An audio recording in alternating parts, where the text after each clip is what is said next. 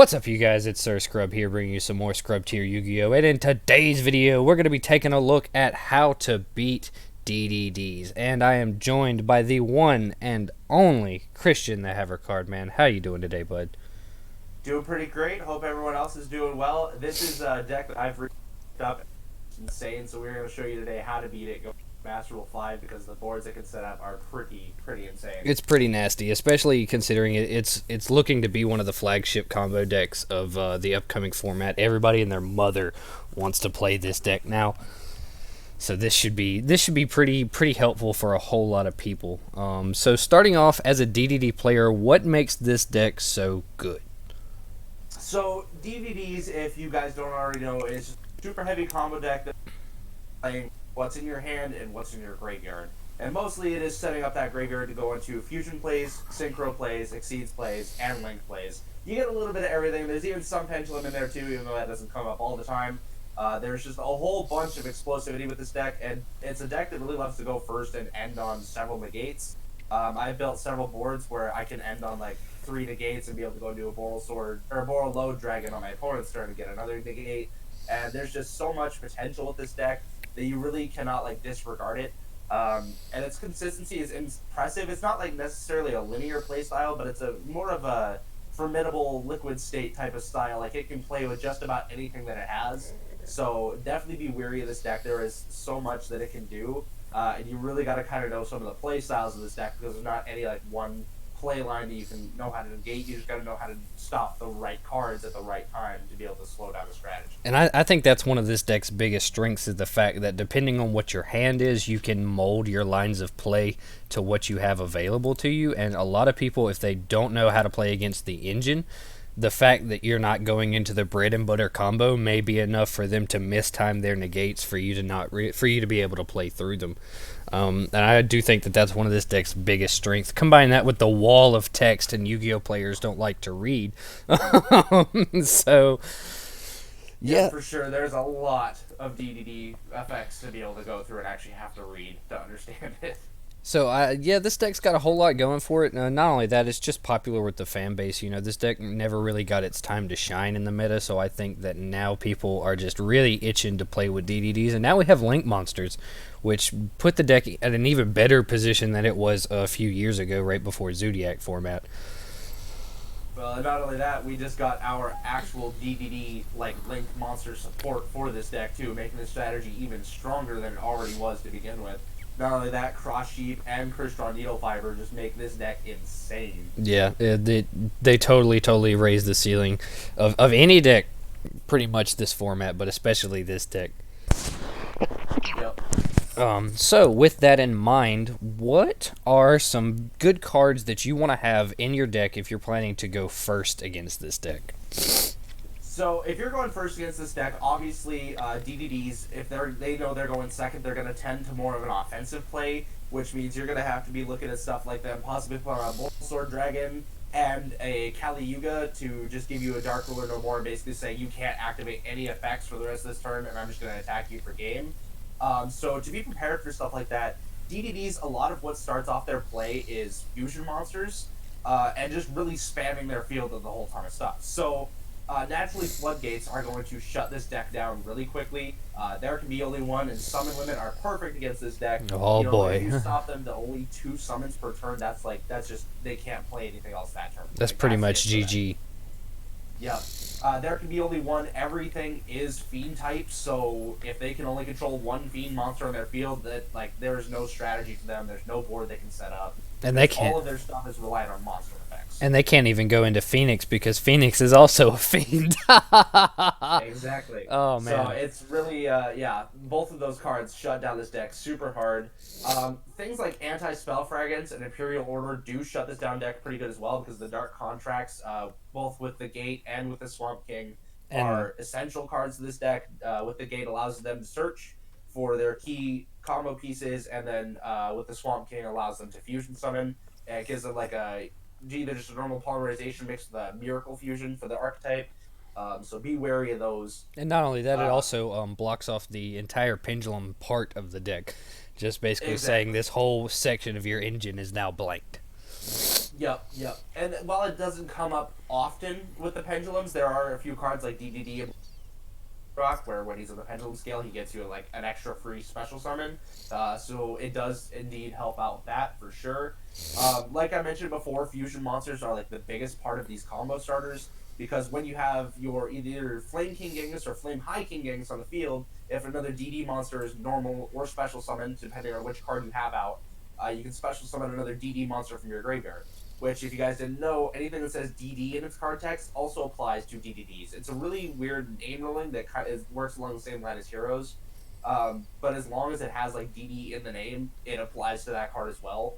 So you're just like popping off with things left and right. And, you know, if you brought stuff out from the extra deck normally and it goes to the graveyard, you can special summon it back out again and just go into all these insane plays. So basically, Anti-Fusion Device is actually one of the cards I put on here because fusion monsters are the big ones for this deck. I know a lot of people are going to play it, but if like you're a penny player and you really need like those super deep cards, Anti-Fusion Device is there for you.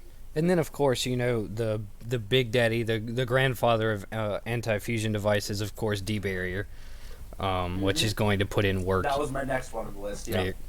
But I think D-Barrier is just an overall solid card for this format. You know, you got Shaddoll invoked running around, you got heroes, you got DDDs. I think D-Barrier is a card that a lot of people should have on their mind. Yeah, D-Barrier is definitely insane.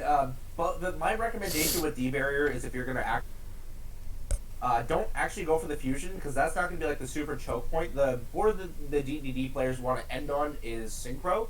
So you really want to focus on hitting that right off the bat. Because all of the negates for the DDD deck, for the most part, are synchros. Like you got the Borderload Savage, you've got Curse King Siegfried, which quick effect the negate spell or traps. You got Crystal Wing Synchro, and Hope Harbinger is the other one, but that only negates spell effects. So I mean, being able to get through one negate is a lot easier than trying to get through four. So Dimensional Barrier, definitely go for that synchro right off the bat. For sure.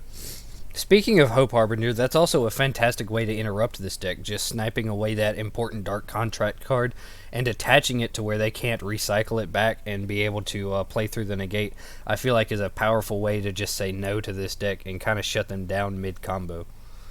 Exactly, especially like I said, if they end up bricking, because it is very possible with DDDs, most times they're going to be using the Dark Contract with the gate to unbrick their hand.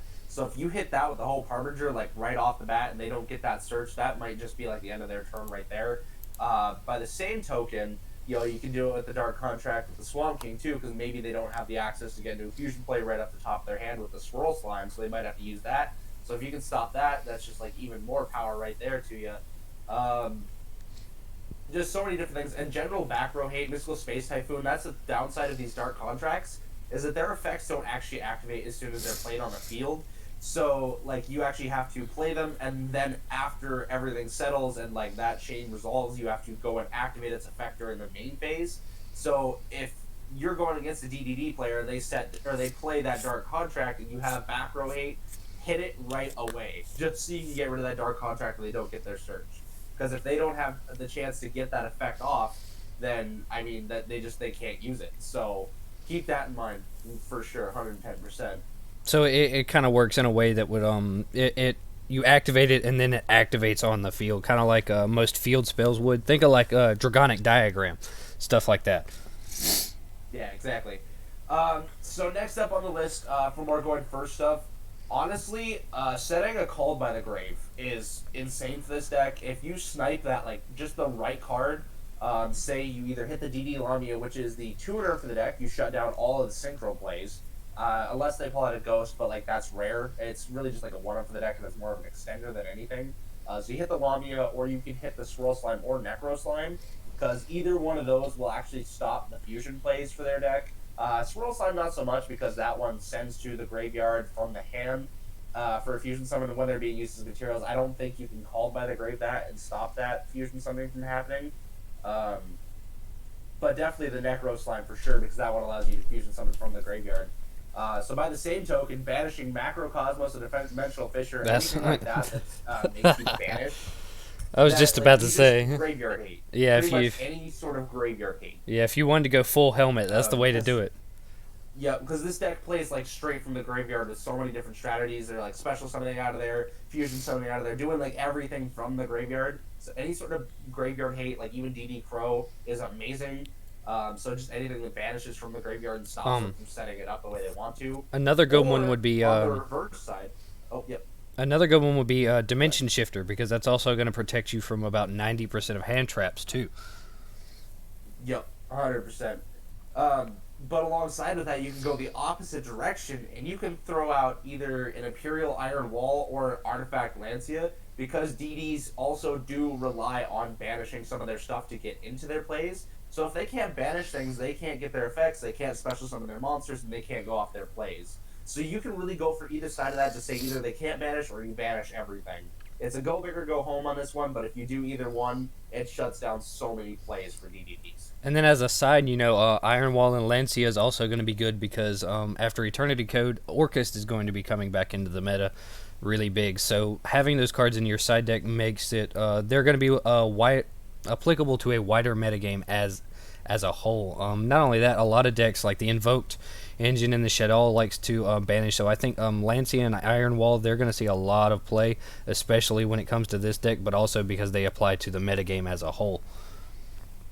Yep, and other general hand traps, I mean, Effect Veiler, if you hit the right monster on the field, stop like a Flame King Genghis from special summoning from the graveyard, that could be a turn ender. Like I said, if you just proc the negate at like the right time, usually it is going to be like on a Flame King Genghis to stop that extra special summons that can stop them from getting into even more plays, because this is a monster heavy deck. Like, they need stuff bouncing back and forth from their field to keep things rolling. So if they can't bounce stuff back from their graveyard to their field, they can't keep going to their plays.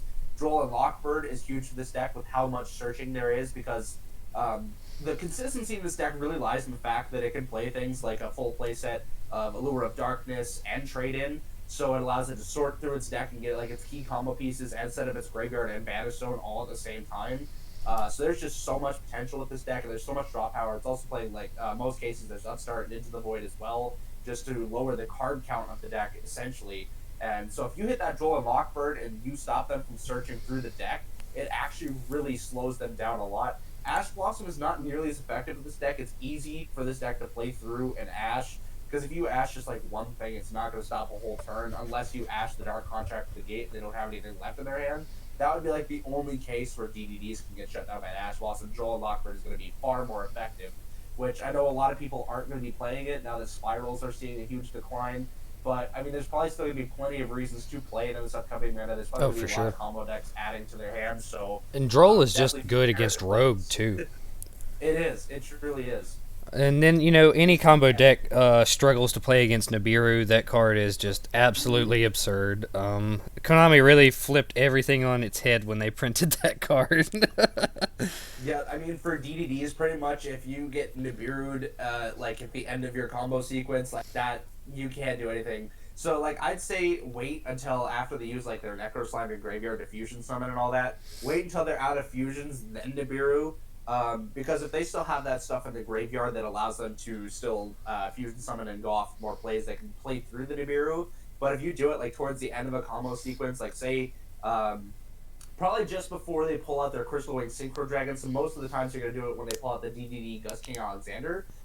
Because when you Nibiru, that clears their whole field, and they've usually gone through most of their fusion plays by then, just in the start of their Synchro plays. So if you shut that down right there, they're not really going to be able to do anything. They might be able to special summon like one monster out from their graveyard for defense, but even then, that's not going to be enough to stop them or stop you from being able to kill them next turn. So then just be wary of when you Nibiru, because there is a chance they can still play through it. Transitioning from hand traps, as far as going second is concerned, I found that Kaijus are some of the best board breaking cards in the format. They're really good for just blanking one of those negates. If there's a particular negate that they put on board that is just absolutely kryptonite for your deck, say the Hope Harbinger, you really need this one spell card to resolve, you can just Kaiju off that interruption that you know is going to be the one to screw you over, and then you can play through the rest of their board no problem. And of course Spear Mode is just that but bigger, so I would say for this deck, Sphere Mode would honestly probably make the more sense, because most turns, if the DDDs are allowed to pop off, they're going to end on 3+ monsters, so that Wing Dragon or Ross Sphere Mode is actually probably going to be a little more beneficial If you're okay with giving up your normal summon, that is. For sure. Because, once again, if they're setting up a board of 4 negates, and you're not worried about like spell and trap cards being negated, use that sphere mode, knock out Curse King Siegfried, Crystal Wing Synchro, and Borreload Savage, and like that shuts down their whole board. The only negate they have left is a Hope Harbinger with a spell card negation. And at that point, like, really, that's easy enough to play through. You don't have to worry about it as much. So that's definitely good. Another board breaker type of card that can work against this deck, there's like a really weird setup that stops it from working, but Dark Ruler No More is just huge against most combo decks. The only issue with it is that DDDs do have one out to this. So if you are playing against DDDs and they have a Cursed King Siegfried on the field plus a set back row, be a little bit weary about activating that Dark Ruler No More, because all Dark Ruler No More says is that neither player can activate monster effects in response to this card's activation. So they can still activate a spell or trap card in response to this, build a chain, and then activate the Cursed King Siegfried towards the end of the chain and still be able to negate that Dark Ruler No More. So they do have ways to play. What setup you're playing that against? Beyond that, Super Poly can also suck up the Siegfried and the Borreload Savage Dragon. It's not really applicable to the rest of the board, and also depending on whether or not they go into Savage versus something like Omega, little variances like that. I don't think that Super Poly is as high impact against this deck as it should be, as most people want it to be. Unless you're going first and you have it set in the back row, that could be a really good disruption to the DDD player's turn, because all the DD monsters. So if you time it right before they can get into full combo to set up the whole Harbinger and all the other stuff, then you can just shut down their moves and they can't get into those final pieces. For sure, it's a fantastic way to interrupt, especially considering it's not. It has that infamous spell speed 4 status. Yeah, exactly.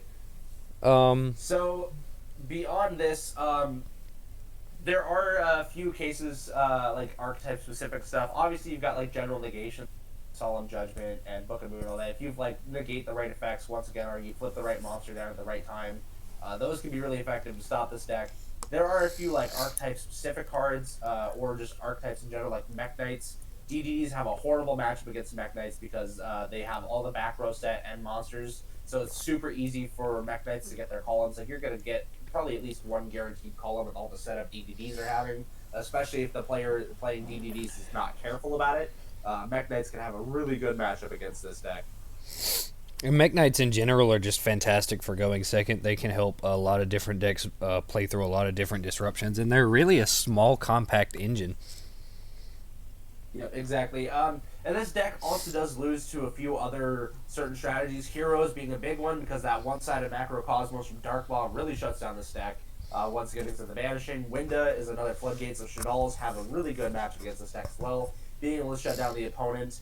Well, not only with Winda, but also with Anoe Atlas, because there is still some special summoning with spell cards in this deck, and if you can't use that because of an Anoe Atlas on field, which I know is probably pretty rare, but there are a few players that do use it, so... and then general beatdown decks. Honestly, decks that pull out big monsters can really hurt this deck, because if they're not relying on monster effects or like just effects in general to get to their big stuff, and you can't negate it, and they just like bring out these giant monsters, like Ancient Gears, for example, are insane against this deck. If they can pull out that Chaos Ancient Gear Giant, they just destroy your whole board right then and there, and you have like no chance of surviving that. Like, they pretty much probably got the OTK on you right there if they can pull out that Chaos Ancient Gear Giant.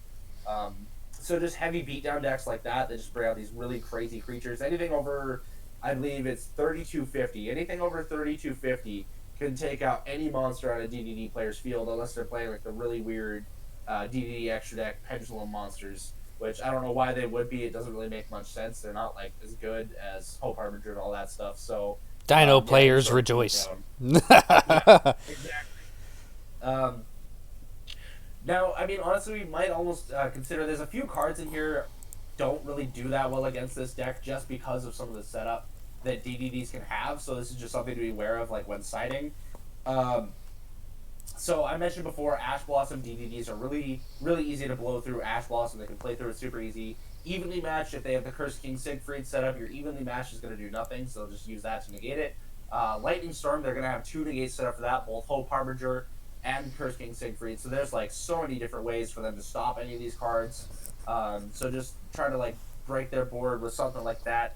you got to be really wary about what setup they have. If they have the right setup, they can stop those cards, and you're not going to be able to blow out their board. And that's part of what makes this deck so strong, is it has a good matchup against a lot of the side deck staples that are running around in this format, like Lightning Storm and Evenly Matched, because everyone and their mother wants to play those cards. They're great blowouts against all the back row decks that are running around.